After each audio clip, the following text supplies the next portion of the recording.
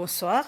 La police affirme qu'un jeune homme, Greg Bomboche, a perdu la vie à la suite d'un incident tragique survenu à l'ex-Albert Flat, situé à Anse-François dans le district de Pointe-la-Rue.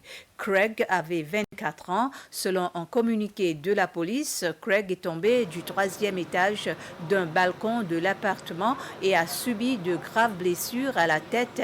Les pathologistes de la police ont constaté son décès sur le coup. La police affirme avoir été alertée de l'incident vers 5 heures du matin aujourd'hui et qu'ils ont ouvert une enquête pour établir les circonstances de sa mort en attendant les résultats de l'autopsie.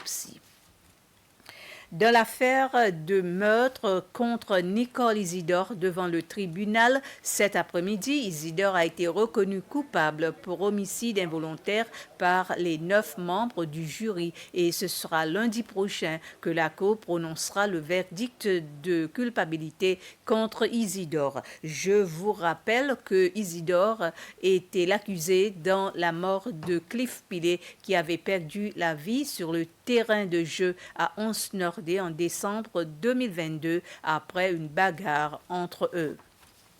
Le chef du parti United Seychelles, le Dr Patrick Hermini, s'est dit heureux que l'affaire de sorcellerie contre lui soit terminée et qu'il soit innocent. Le Dr Hermini a réitéré qu'il avait toujours réclamé son innocence et qu'il n'avait pas sollicité l'aide du ressortissant tanzanien pour des activités de sorcellerie. Le chef du parti United Seychelles a fait ses remarques lors d'une conférence de presse à son bureau à la Maison du Peuple ce matin. Le vice-président de la République, Ahmed Afif, représentera le président de la République, Wavel Ramkalawan, à la 37e session ordinaire de l'Assemblée de l'Union africaine. L'Assemblée se tiendra de demain jusqu'à dimanche 8 février jusqu'à dimanche 18 février au siège de l'Union africaine à Addis Abeba, la capitale éthiopienne. Au cours du sommet, le vice-président devrait présenter un rapport sur l'économie bleue des Seychelles. Il participera également à des réunions parallèles tout aussi importantes, notamment la réunion du comité des chefs d'État et de gouvernement africains sur le changement climatique et la réunion du Fonds vert pour le climat avec le président et le secrétaire exécutif de l'institution. Toujours dans le cadre de l'Union africaine, le Conseil exécutif organise son 44e session ordinaire. Le représentant permanent des Seychelles auprès de l'Union africaine, ambassadeur Conrad Médéric, dirige la délégation séchelloise. Cette année, cette réunion est placée sous le thème « Éduquer les Africains à s'adapter au XXIe siècle ». Dans son discours, l'ambassadeur Médéric a mis l'accent sur les réalisations des Seychelles au cours de ces dernières années. Il a fait remarquer que l'enseignement primaire et secondaire est gratuit aux Seychelles et que le niveau d'alphabétisation est très élevé.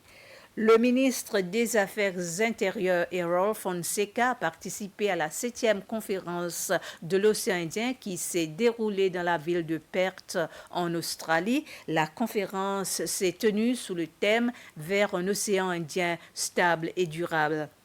Des délégations dirigées par des ministres de plus de 22 pays ont participé à cet événement annuel. Le ministre Fonseca s'est adressé à la conférence en tant qu'orateur du panel qui discutait du thème « Notre avenir bleu ». Au cours de son discours, le ministre a souligné l'importance de l'économie en tant qu'instrument puissant et modèle durable pour relever les défis. Il a en outre souligné l'intersection de l'économie bleue et de la sécurité maritime qui est fondamentale pour la prospérité et la stabilité régionale. Ainsi s'achève ce résumé d'informations. Merci de votre attention.